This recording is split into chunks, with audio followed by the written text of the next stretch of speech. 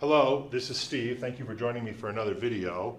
Today we're going to talk about another one of algebra's basic functions, f of x equals x cubed. This is going to be our basic cubing function. And what the cubing function does is it takes any number you put into it and multiplies it by itself 3 times. The squaring function just did it twice, the cubing function does it 3 times. One of the major differences between the cubing function and the squaring function, though, is that when you cube a positive number, you get a positive result, but when you cube a negative number, you get a negative result. So we're going to plug both positives and negatives into this function, but if we plug in a positive, we're going to get a positive number out. If we plug in a negative, we're going to get a negative number out. And we can cube 0, and that just gives us 0. So we can plug some numbers in here. Now you want to be careful what numbers you plug into the cubing function, not because they're numbers that you can't cube. You can actually cube any number you want. But it's very, very easy to generate ordered pairs that you really don't want to plot. For instance, if you plug in a 5, which seems like a fairly innocent number to plug into a function, then really what you're asking it to do is you're asking it to multiply 5 by itself 3 times. Well, that's 125.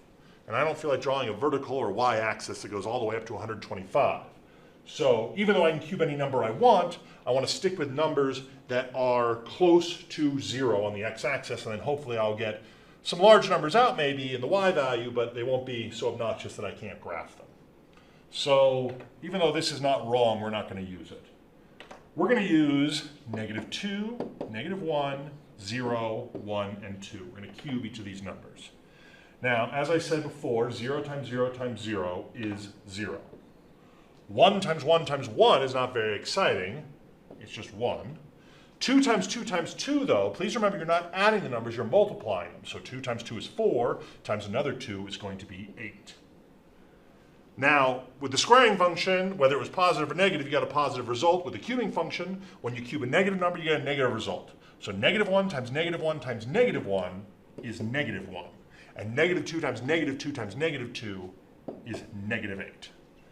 And if you're just trying to draw the basic sketch of the cubing function f of x equals x cubed, you really don't want to use any bigger numbers than -2 or 2 in either direction, because even if you just plug in a 3, which seems like a pretty innocent thing to do, you actually get a 27 over here.